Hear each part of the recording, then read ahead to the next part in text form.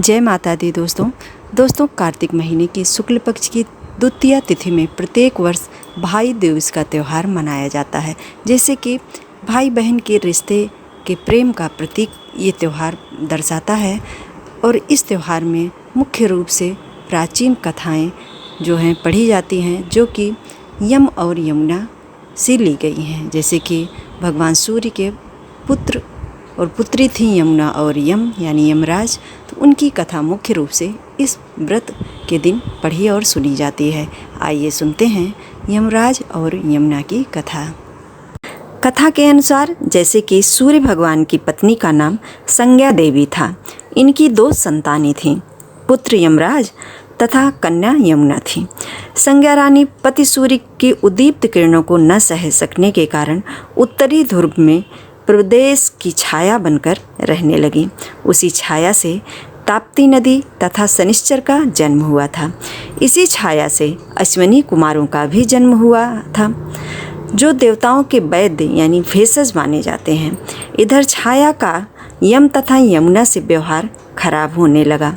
इससे खिन्न होकर यम ने अपनी एक नई नगरी यमपुरी बसाई।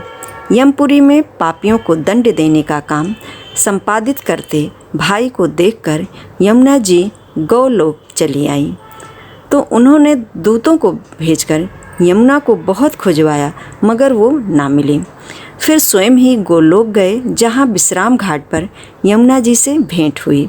भाई को देखते ही यमुना ने हर्ष विभोर होकर सत्कार के साथ भोजन करवाया। इससे प्रसन्न होकर के यम ने वर मांगने को कहा।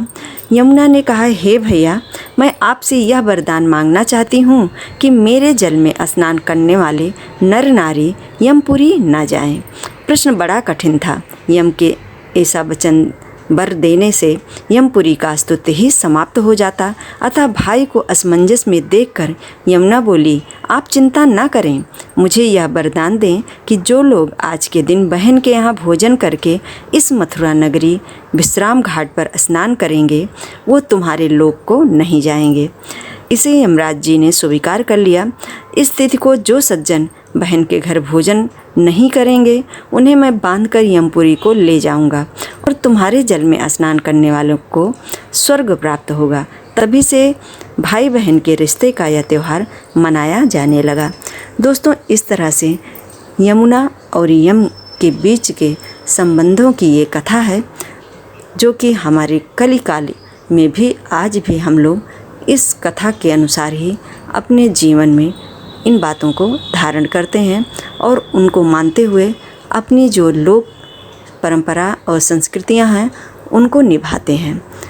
सभी भाई बहनें भाई दूज के दिन अपने भाइयों को आदर के साथ घर बुलाती हैं और उनके पसंद के अनुसार भोजन आदि बनाती हैं और व्रत की कथा करती हैं और बहनें अपने भाई के माथे पर तिलक लगाती हैं और उनको उपहार में एक नारियल, पैसे आदि देती हैं। दोस्तों, इस तरह से ये यम द्वितीया भाई दूज व्रत की ये कथा है। जो जातक इस कथा का श्रवण करते हैं और इसके अनुरूप अपने जीवन में सभी बातें धारण करते हैं, ईश्वर की कृपा से उनकी सभी कामनाएं निश्चित रूप से पूर्ण होती है। आज के वीडियो में बस इतना ही दोस्तों। यदि हमारी कथा आपको थोड़ी सी भी पसंद आई हो, वीडियो को लाइक, शेयर एंड सब्सक्राइब जरूर कर दीजिएगा। जय श्री कृष्णा, राधे राधे।